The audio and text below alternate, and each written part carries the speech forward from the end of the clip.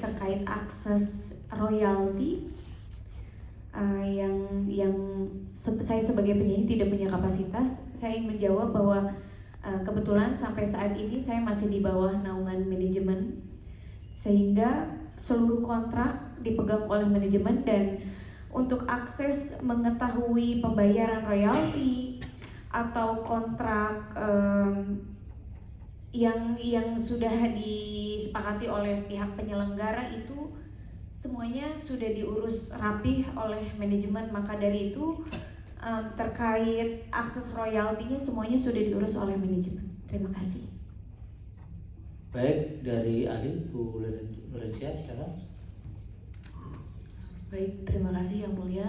Dikeluarkan secara sepihak di tahun 2010. Jadi di tahun kami lagi merintis itu kami belum tahu LMK, ya namanya juga artis baru waktu itu, kami belum tahu ada LMK, kami belum tahu ada pabrik dan sebagainya. Dan pada intinya ya aku nggak tahu gitu. Lalu Semi tahu nggak kalau tanda tangan perjanjian dengan LMK itu salah satunya apa isinya ya? Karena saya juga pencipta gitu, saya juga tahu isinya ya, kurang lebih isinya adalah memberikan kuasa kepada LMK untuk mengkolek hak dari pencipta. Itu yang kurang lebih seperti itu ya. Karena memang pada dasarnya pusing juga dari Sabang sampai Merauke kalau saya harus kolek sendiri. Itu aja. Dan terus untuk pertanyaan Yang Mulia Hakim tadi, kenapa lebih ke penyanyi, kenapa nggak pencipta gitu kan ya? Siapa yang lebih menguntungkan? Kalau ditanya pribadi ke seorang Semi, Yang Mulia, penyanyi itu singkat sekali, Yang Mulia. Dia harus hidup sehat, dia harus makan yang sehat kalau dia masih mau nyanyi sampai umur 70. Tapi sebagian kan biasanya itu hanya untuk yang beruntung. Kalau mungkin untuk penyanyi yang dia harus nyanyi di pagi hari, pagi udah antar anak sekolah, dia harus ya terbolak-balik lah hidupnya dengan orang normal. Saya pikir dia harus benar-benar bekerja sekuat tenaga untuk punya tabungan yang cukup di hari tua, karena kalau penyanyi sudah sakit, sudah terbaring di rumah sakit, hak ekonominya sudah selesai. Ini menurut saya, Yang Mulia. Jadi dia harus menerapkan hidup sehat atau mungkin kerja bagai kuda hingga dia punya tabungan sampai di umur yang mungkin juga dia tidak sakit, tapi mungkin karena sudah faktor usia ya tidak digemari lagi. Itulah penyanyi atau performer yang banyak kita kenal. Sedangkan kalau majelis hakim Yang Mulia bertanya kepada saya, lebih menguntungkan mana? Asal ini dengan catatan sistemnya berjalan dengan baik, sistem kolektifnya juga berjalan dengan baik, hak untuk pencipta berjalan dengan baik, saya bisa menjawab dengan 1000% pencipta jauh lebih menguntungkan. Karena apa? Mereka mendapatkan 3 hak langsung, dari mechanical, synchronize, sampai performing right. Bahkan kalau saya nggak salah ya, waktu saya mendirikan sebuah band itu ya, siapa yang menciptakan lagu paling banyak ya memang mendapatkan royalti yang paling banyak. Tahu gitu dulu kita debat habis-habisan siapa yang lagunya mau dipakai gitu loh. Karena waktu itu kami masih baru, jadi kami masih baru di dunia itu ya, kami hanya udahlah lagu yang kita tuakan saja lah, biar kita nggak banyak berdebat, biar band ini juga langgeng, nggak ribut-ribut. Tapi kalau taunya begini, saya dulu mau berdebat, Yang Mulia, karena saya juga mau lagu saya yang dipakai gitu. Kalau saya tahu ternyata royaltinya jomplang sekali dengan yang hak terkait gitu ya, kayak mengisi gitar atau saya penyanyi. Lalu apakah pernah saya mendapat royalti? Itu memang harus saya tanyakan ke manajemen karena saya nggak pernah mengurus tentang royalti.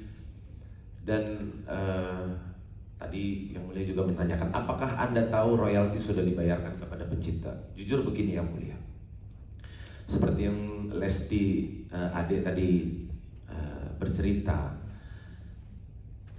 kami ini 11-12 sama Badut Sulam. 11-12 sama badut Sulam, badut Ancol, ya yang mulia bisa berpikir apa aja.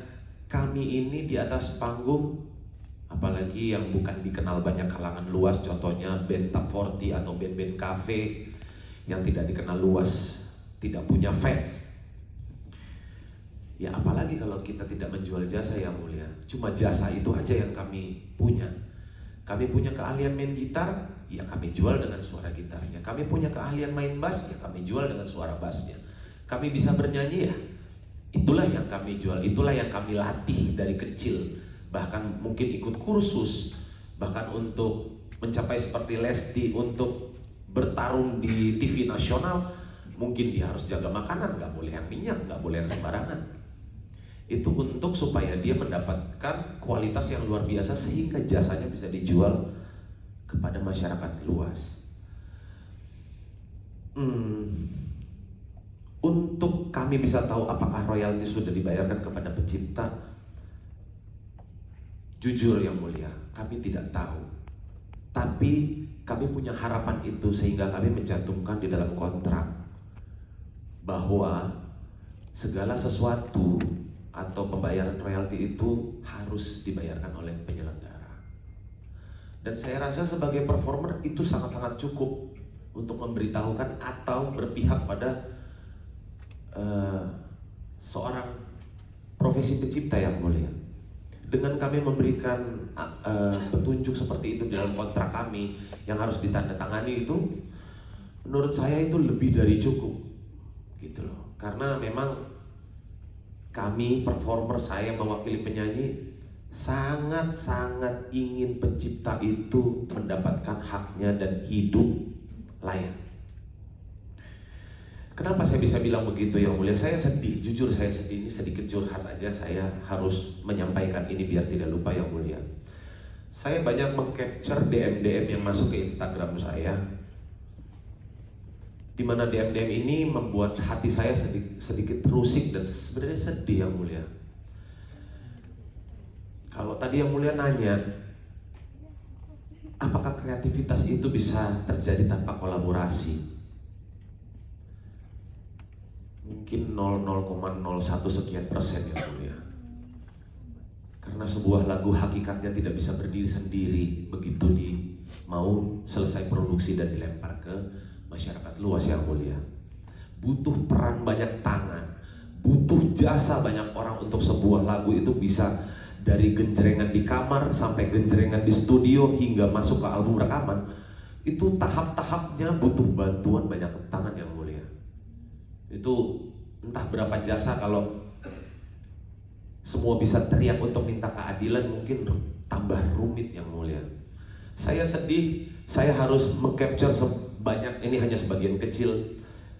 Saya bacakan sebentar yang mulia. Permisi Kak, saya mau mencoba berjualan lagu di sini.